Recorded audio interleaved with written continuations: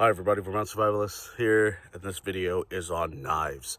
I touched base a little bit on the knife subject. I did forget a few things. One, I wrote in the comments, what to look for in a knife. Jeez. I mean, there's so many options out there. But get a lot of bang for your buck, first thing. Second thing, full tang, all the way. You definitely want to get full tang.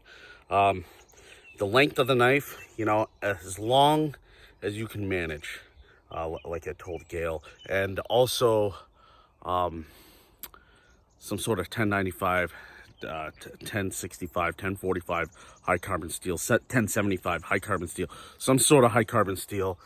Try to avoid stainless. And with a straight prejudice, try to avoid stainless.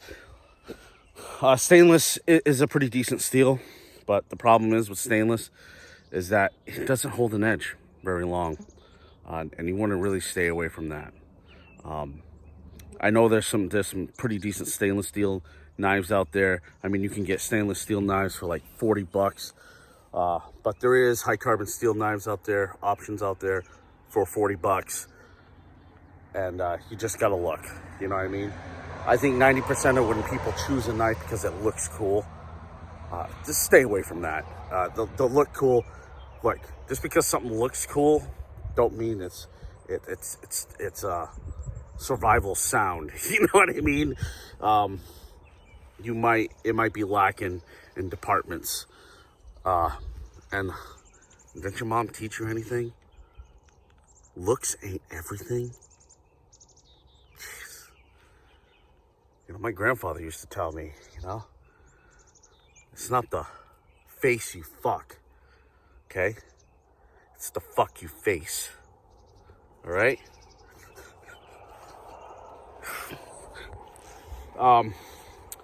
So knives, man, Jesus. Whew. You can make them out of wood. You can make them out of porcelain.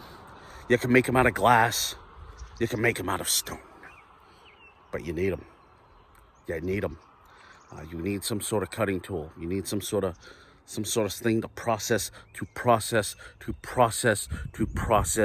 meat. Notice how I said meat, not wood.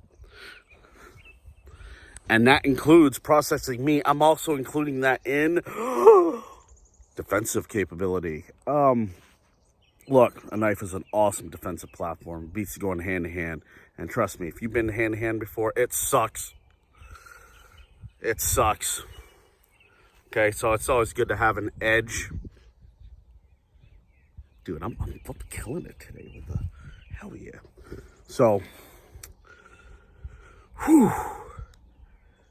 here we go with knives. Now, I am talking about fixed blade knives. I ain't talking about folding knives. Folders is for a different video. This is just for fixed blades only. Mostly you guys seen what I have for folders, but I am going to make a video on it soon.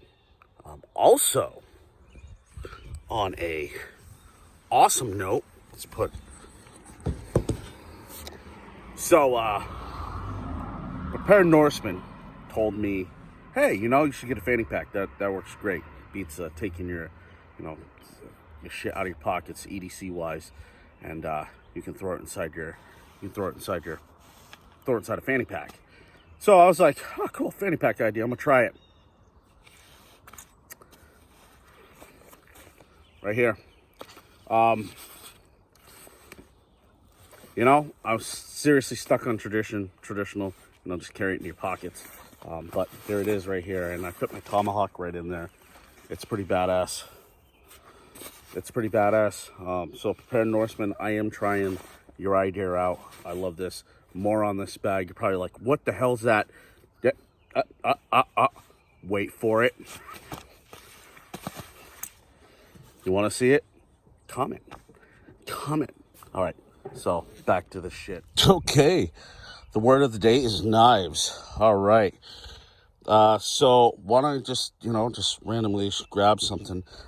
Start with these bad boys right here. So these are awesome bushcraft knives. Some may may think otherwise, but you know what? These were the very first bushcraft knives, in my opinion. Besides the old hickory knives. The old hickory knives are pretty badass too. And that's an honorable mention right there, old hickory knife. I have one, I just need to find it. I think it's in my Roger Rangers reenacting gear, but that's besides the point. This is on this type of knife right here. So this is an old school combat knife, Marine combat knife here. It's a Castex. It's a badass survival knife, really is. It has a nice 45-degree edge. You can definitely process some serious meat with this, and it holds an edge awesome. Now this is a budget option right here. This is the SP1. It's made by Ontario Knives. This knife is $40. I have not stripped the coating off this bad boy yet, but it comes with a nylon and leather sheath. Okay, and see if we can take it out. There we go.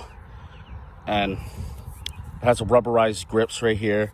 The coating, 7-inch blade. It's pretty badass. I need to take the coating off so I can strike a ferrocerium rod. I have not done that yet. As long as I had the knife, I probably should have done that. But as you see, this knife is great. $40 option right here. 1095 high carbon steel. Hell yeah. The sheath for the Castex is leather, as you see right here. So there we go.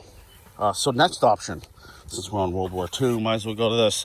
This right here, some say, dude, that's a machete. Well, you know, I consider it a knife. It's like 8.5 inches long. I still consider it a knife, but this is pretty much a survival machete or survival knife that they used to give down pilots in World War II over the Pacific. So this is awesome right here. Some of them fold up. This one does not. The handle's great because it is so thick. So if I'm wearing gloves in the wintertime, I can really get down with this knife. I don't know the steel. I'm assuming this is some sort of tooling steel. But yeah, this is a great full tang, great knife option right here. Next, what do we go with this? This is the Etsy 4. See that polymer case right there? It's pretty badass. And yeah, this thing needs to be cleaned up. So this is the Etsy 4 right here. This is a great EDC option. It's very manageable, very light, pretty cool. I need to take the coating off this. I have not taken the coating off this yet.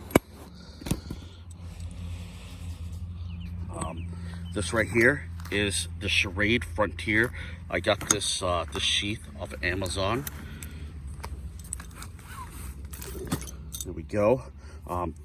So I did take the coating off this. This has a 4.5 inch blade, some shit like that. I forget. It has a rubberized grips, full tang, 1095 high carbon steel, really thick, really thick. You're looking at, oh my God.